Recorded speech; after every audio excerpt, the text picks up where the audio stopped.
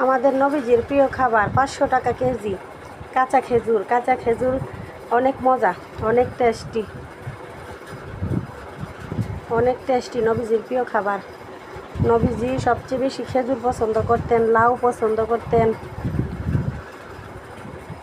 নবীজির পছন্দের খাবার মাংস দিয়ে রুটি খাওয়া পছন্দ করতেন। সবচেয়ে ফেভারিট খাবার হচ্ছে খেজুর।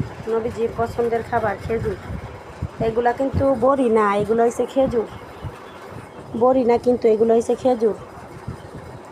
খেজুরগুলো দেখতে কত সুন্দর। 500 টাকা কেজি, একদম বড়ুর মতো। 500 টাকা কেজি। কত সুন্দর আল্লাহর নিয়ামত, কত সুন্দর, কত নিয়ামত, কত সুন্দর।